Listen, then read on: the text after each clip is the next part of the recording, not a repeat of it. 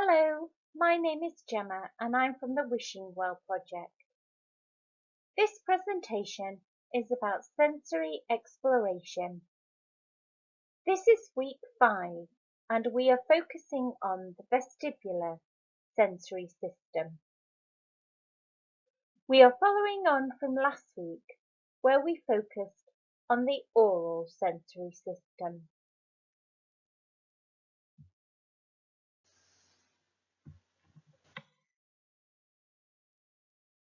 So far, we have looked at the auditory system, the olfactory system, the oral sensory system, and this presentation is going to focus on the vestibular system.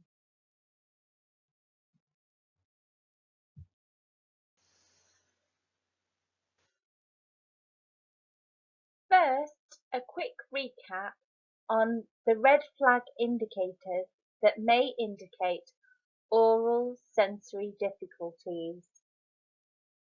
If you remember, the oral and olfactory sensory difficulties do overlap quite a bit, so you may notice that there is a mixture in this list. So a child may seem very reluctant to try new foods or is known as a picky eater. They may exhibit resistance to oral sensory experiences like brushing teeth. They may refuse to use utensils to eat. They may choke or gag while eating or brushing teeth. They may seem to be constantly biting, chewing on or mouthing hands or clothing or other items. They may bite others. They may constantly make mouth noises. They may overstuff their mouth at meal times.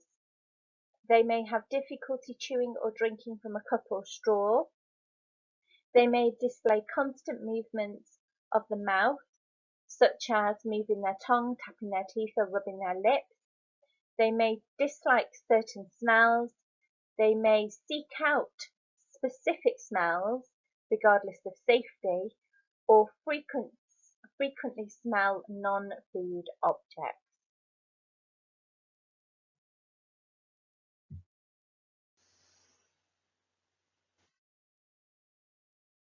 Let's move on to what we're focusing on today, the vestibular sensory system. The vestibular sense is associated with balance and movement and is centered on the inner ear. It can help us move smoothly and efficiently. It can help when we interact and move in the environment. So how do we know if we have a healthy vestibular sensory processing system? Children are able to respond to all stimuli they interact with in the environment. They can keep their balance and stop themselves from falling over and from getting hurt. And they feel confident and safe during their movements, even if they take their feet off the ground.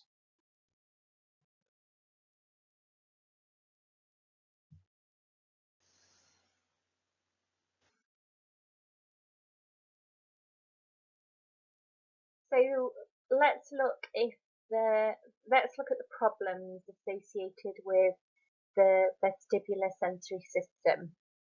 So if a child has hypersensitivity, so they may overreact to avoid movement activities. So I can think of a young person in particular who every time we came to do any physical activities would become extremely distressed and would always find a reason not to participate. If there wasn't a reason, they would create a reason. And it's quite clear that obviously that young person had a hypersensitivity to in this area. If the young person walks close to walls, clings to support, such as banisters, furniture, that could be an indicator. If they have difficulty with motor planning, difficulty with visual tracking, if they have a fear and avoidance of the playground or the gym or stairs, and they don't like their feet leaving the ground, these could be indicators. And if the child prefers to hold their head upright, so if their head is not upright, they feel very disorientated after there's been a change in their head position.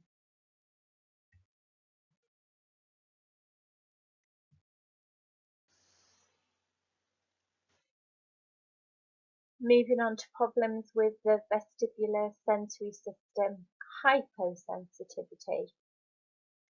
So these are children who seem to need constant movement, don't want to stop at all. They seek out stimulating motor activities like swings. They enjoy feeling dizzy. They may take excessive risks. They may use too much pressure to pick up objects. And then, like when tying laces, they might use too much pressure with that. Or if stroking animals, they might press too hard, for example, but not mean to. They might not be able to balance very well in chairs, or they might not be able to balance very well when they change body position. But these things are a lack of awareness or a lack of realization, not anything that's done deliberately. It's because of the feedback they're getting.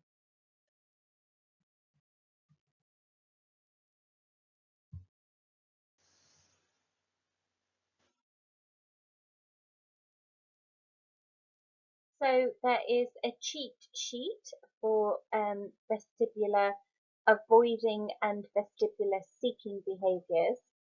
So for avoiding behaviours, acts scared of movement activities, so may seem fearful of playgrounds, seems fearful of lifts, dislikes being turned upside down or being picked up, may appear clumsy or uncoordinated, and avoids stairs. However, if a young person is a vestibular seeking person, they may be unable to sit still, but they seek movement. So things like fidgeting, rocking, swinging, spinning would be things that would appeal to them. They would be impulsive. They run everywhere rather than walk. Take unsafe risks inside and outside, and prefer to hang upside down or hang off a couch or a chair, for example.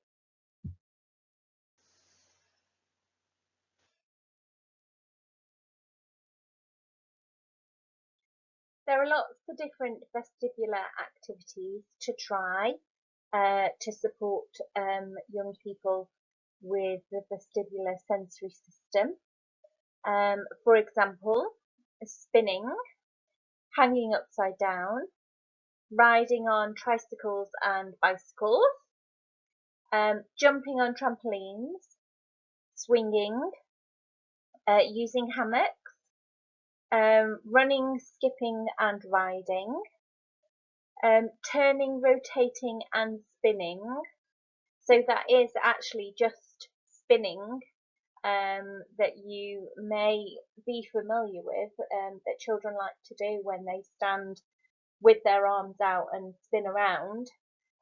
Some children will enjoy doing this and some children will not enjoy doing this at all. So it is a case of finding out whether or not it's soothing to your child. A sit and spin swivel chair. So you can buy specific swivel chairs for children. or if it's safe to do so, children can sit on office chairs and swivel on office chairs, but obviously you need to risk assess the situation. Scooter boards, I don't know if you're familiar with these. These can be purchased for school use. They are a little bit like skateboards, but a lot sturdier, with 4 wheels, and they can be sat on with either a child's bottom or on a child's tummy or chest, and children can scoot along with them, and they're lots and lots of fun.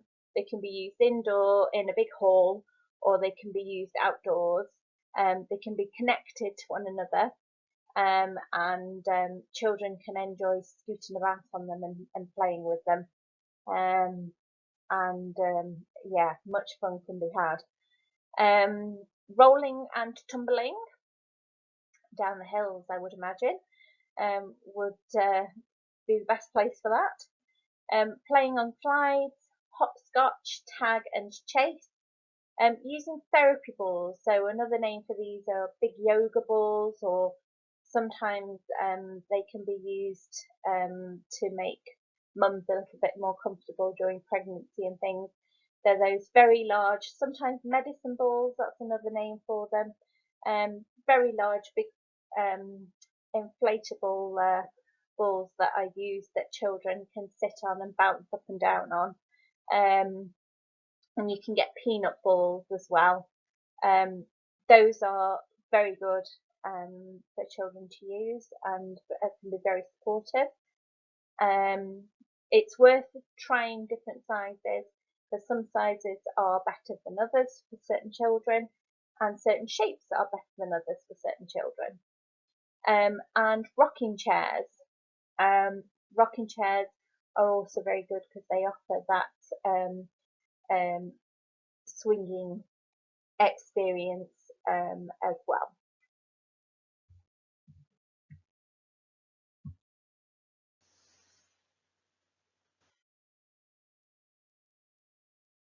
Thank you for listening to this presentation on the vestibular sensory system. If you would like any further details, then please feel free to contact me. My email address is gemma.edwards@wishingwellproject.net, or if you'd like to contact me on the office number, it's 01270 256 919.